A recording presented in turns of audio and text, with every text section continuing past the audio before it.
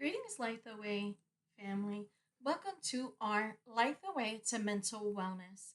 Today is Wednesday, and we share a video on the third Wednesday of every month that has something to do with mental health and how it impacts our community. Today, we will be talking about a sensitive topic, so here is your trigger warning. We will be talking about pregnancy and infancy loss. If this video is something that you are not ready to listen to, we encourage you to wait until you are at a better place. We will be talking about how pregnancy and infancy loss impact our mental health. We will be sharing the different aspects and of it. And for some of you, you may not be ready, and that's okay. So let's get to it. And let's start talking about how infancy and pregnancy loss affects our mental health. The reason that we decided on this topic is because October is Pregnancy and Infancy Loss Awareness. This is the month where we show support for those that have experienced pregnancy loss and infant loss. And we want to show the community that they're not alone, that there's support, and that what they're experiencing is very valid. And we want to bring light to something like this because when someone experienced or is experiencing infancy and pregnancy loss and they're in that journey, it can be very isolating. So, here are some signs on how pregnancy and infancy loss affects our mental health. The first one is grief and mourning. Now, this seems pretty obvious. When we experience a loss, we experience grief. And this one can be difficult because it could be very isolating. Not everyone will understand how the grief of a pregnancy that was just 5 days old can affect someone.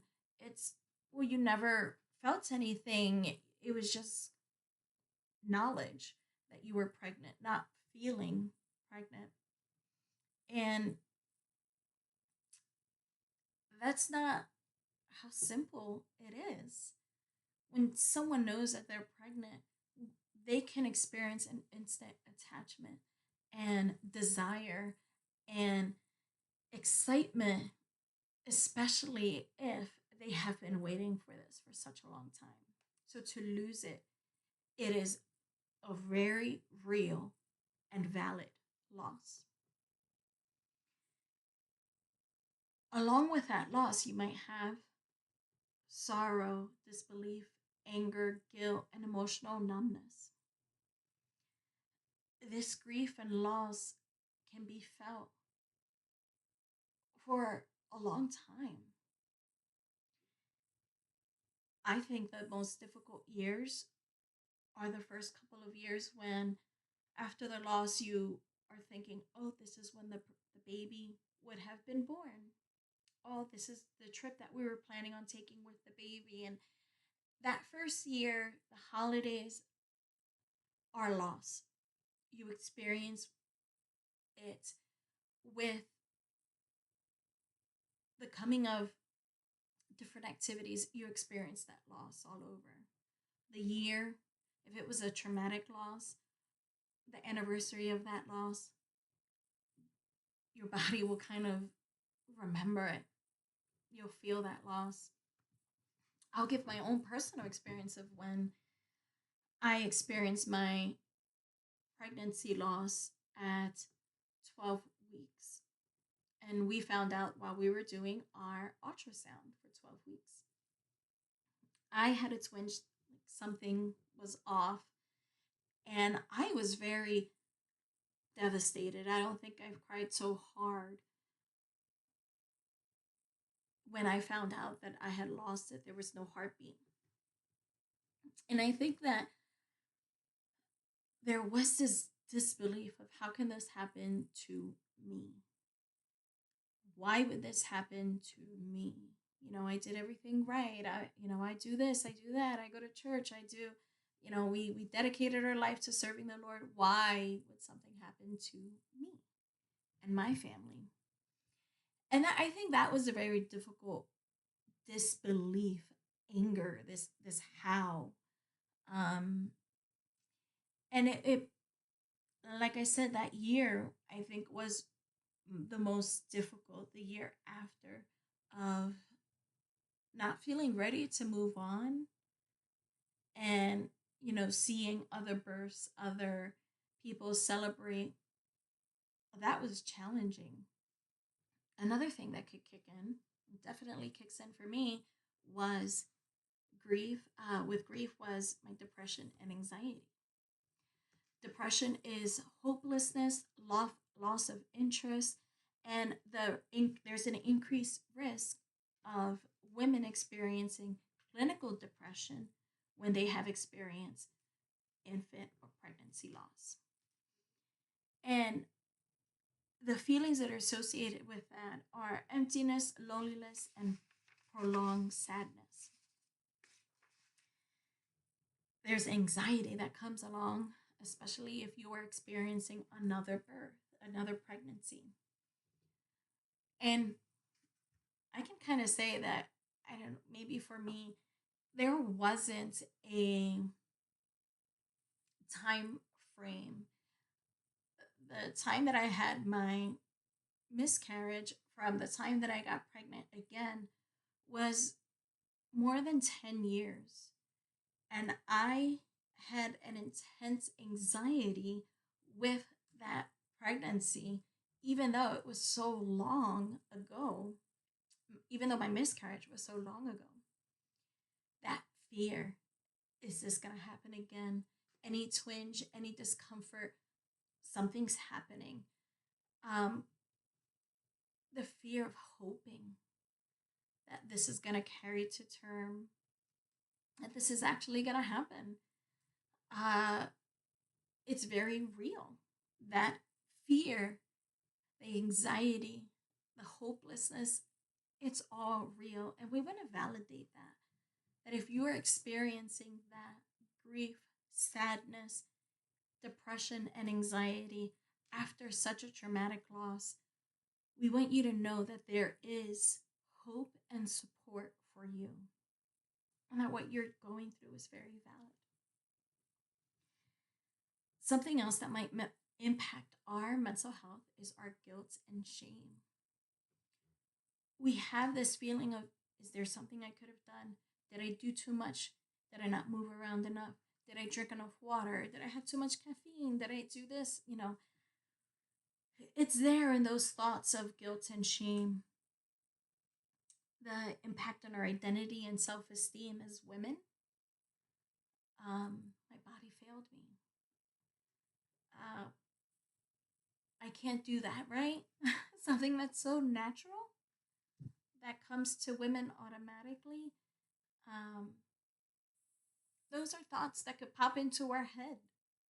And when we're experiencing that, our mental health is impacted because we start believing those thoughts. We start believing that there is something that we could have done, that there is something deficient in us, and that impacts our sense of self. Another impact that infant and pregnancy loss can have on our mental health is because of the way that it impacts our relationships. A husband and wife might not always grieve the same. The children, the extended family, might not grieve the same. And at times, the one that is experiencing the most difficult aspect of that grief is the wife, the mother. And it can be very lonely. You might isolate yourself from other family members that are questioning you, when are you going to start again, or that are saying certain topics, certain things that are just very uncomfortable to hear. God has a purpose. God, you know, knows what he's doing. You're going to be okay. You can try again. At least it wasn't like this, or at least it wasn't, after this. And you fill in the blanks because I'm pretty sure you've heard it. That can be very triggering to one. And what the family, the couple, the wife might do is isolate. Another thing that we might do that can impact our relationships is we protect. We don't want to grieve in front of our family. We don't want to grieve in front of our children. We want to show them that we're okay because we don't want them to feel sad. So we protect them. So we hold our grief back. If they're not understanding or supportive of your grief, you might hold back and not process your grief because you're not feeling supported. Another impact that it could have on us is the impact on future pregnancies. And along with anxiety is the fear of getting pregnant again and experiencing the same pain. And that could hold us back from wanting to start again. And I want to validate that too. It is okay. It is okay for you to not feel ready and to feel anxiety around even thinking about having another child.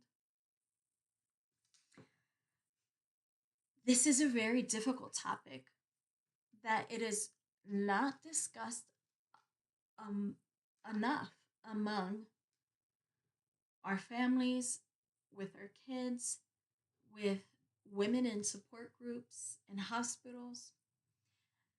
So, because it's kind of left untouched, that sense of shame comes along when you're experiencing it. What can we do? Well, we here at Light the Way want you to know that we are here to support you, that we are here to guide you along the journey and help you differentiate between the truth and the thoughts that are healthy and helpful, and between the thoughts that are not helpful and that are lies. We want to help you learn coping skills so that you can manage your grief and learn to process through your grief and not avoid it, not stuff it, not protect others, but go through your grief, to go through acceptance and feel at peace with what has happened without minimizing what you went through. We want to be able to hold your hand and mourn with you. We want to be able to celebrate your process, your progress, and your future hopes and dreams that will come. If this is something that you have gone through, that you feel stuck with, we want to encourage you to reach out to us. Reach out on our website, lightthewaycounseling.com. You can text us, you can email us, you can call us, and we will be there to help you make this process to start counseling as easy as possible. And we want to help you grow and grieve through this difficult journey.